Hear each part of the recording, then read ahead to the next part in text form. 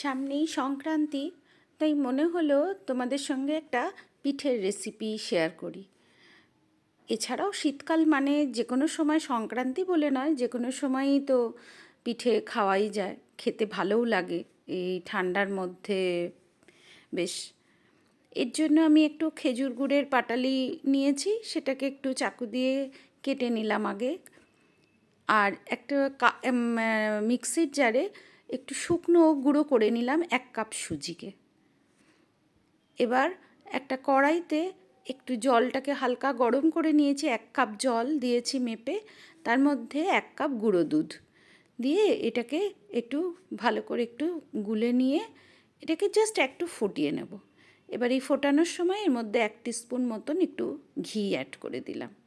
এবার আমি এটা গুঁড়ো দুধ দিয়ে করেছি, ঘরে এমনি দুধ ছিল না বলে, তাই নাহলে তোমরা প্লেন দুধ দিয়েও কিন্তু এটা করতে পারো। খালি দুধটাকে হালকা একটু গরম করে নেবে। এবার ওই দুধটা যেই ফুটে গেছে ওটাকে ঠান্ডা করেছি, মানে এই যখন ঈষদ উষ্ণ গরম আছে সেই অবস্থায় সেই দুধটা দিয়ে সুজিটাকে গুলে রাখছি।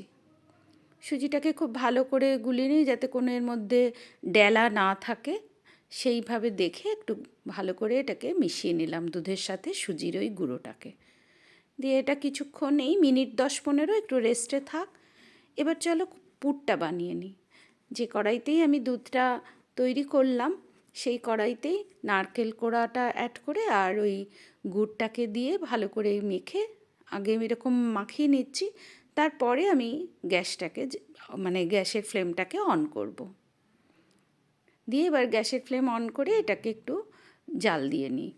এই পুরটা কিন্তু এমন নয় যে পাক তৈরি করতে হবে, জাস্ট একটু গুড়টা গলে গিয়ে ড্রাই মতন হয়ে এলেই পুর রেডি হয়ে যাবে।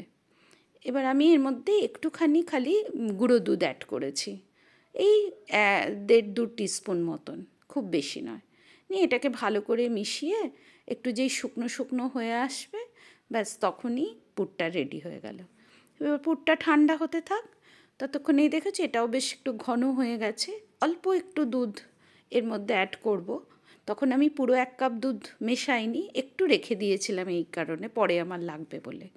1 চিমটি নুন দিলাম, দিয়ে 1 টিস্পুন মতো বেকিং পাউডার দিলাম, আর 1/4 টিস্পুন মতো বেকিং সোডা দিয়ে এই যে একটু দুধের মধ্যে দিয়ে এবার এটাকে ভালো করে মিশিয়ে নিচ্ছি। খুব সহজে হয়ে যায় এই পিঠেটা, মানে এনি টাইম বানাতে পারো, মানে এত অল্প সময়ে হয়ে যায়, মানে কি বলবো, তোমরা নিজে করলে তখন বুঝতে পারবে। আর পুরটা যদি মানে ধরে নাও একটু রেডি করা থাকে তাহলে তো কথাই নেই, ভীষণ ঝটপট করে হয়ে যায় পিঠেটা। চালের গুঁড়ো লাগে না, সুজি মোটামুটি আমাদের বাড়িতে থাকেই। এবার এই আপ্পা প্যানের মধ্যে এই যে ক্যাভিটিগুলো আছে এগুলোকে জাস্ট আমি একটু গ্রিস করে নিচ্ছি সাদা তেল দিয়ে। ঘি দিয়েও করা যায়, আমি ইচ্ছে করে ঘিতে করলাম না, শীতের দিন তো সেই জন্য। এটা একটু যদি ঠান্ডা হয়ে যায় পিঠেটা খেতে খারাপ লাগবে না ঠান্ডা হয়ে গেলে, কিন্তু ঘিয়ে করলে সেটা ভালো লাগবে না, তাই জন্য আমি একটু সাদা তেলে গ্রিস করলাম জাস্ট। খুব অল্পই লেগেছে দেখেছো। এবার আর কিছুই না, ওই ব্যাটার থেকে অল্প অল্প করে নিয়ে এটাকে ফিল আপ করতে হবে। এবার যেই হয়ে গেল ফিল আপ দিয়ে তার মধ্যে ওই নারকেলের যে পুরটা বানিয়েছি সেটা দিয়ে দিলাম, দিয়ে এবার একটুখানি অল্প অল্প করে দিয়ে ওই পুরটাকেও দিয়ে একটু ঢেকে দিচ্ছি জাস্ট। এই সরি, পুরটাকে দিয়ে মানে একটু ব্যাটার, সুজির ওই ব্যাটারটা দিয়ে পুরটাকে ঢেকে দিলাম। দিয়ে এবার এটাকে স্টিম করব। একটা পাত্রে আমি আগেই জল গরম বসিয়ে দিয়েছি, তার উপরে এই প্যানটাকে বসিয়ে এবার এটাকে ঢেকে দেব মিডিয়াম ফ্লেমে।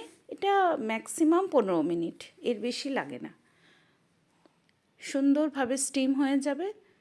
দেখেছো কি সুন্দর স্টিম হয়ে গেছে। এবার চলো এগুলোকে উঠিয়ে দেখি কেমন হয়েছে। এই দেখো, এই যে গ্রিস করে নেওয়াতে কী হয়েছে, খুব সুন্দর এই যে ইজি উঠে যাচ্ছে।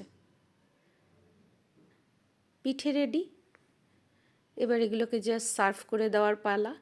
ভীষণ সফট হয় আর খেতেও ভীষণ সুন্দর হয়। আর এই যে বললাম, দেখতেই পেলে কত অল্প সময়ে হয়ে যায় আর খুব টেস্টি হয়। মানে এটাকে আমি তো ভাপা পিঠেই বলি, দেখেছো কত নরম।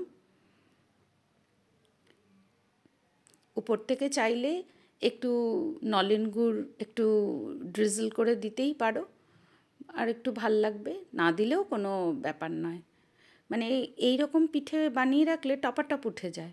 এছাড়া তুমি এটা যে কোনো সময়, মানে এটা টিফিন হিসাবেও দিতে পারো, ভীষণ ভালো লাগে কিন্তু খেতে। খুব অল্প সময়ে সহজে বানানো যায় একটা পিঠে, তোমাদের সঙ্গে আজ শেয়ার করলাম। বানিও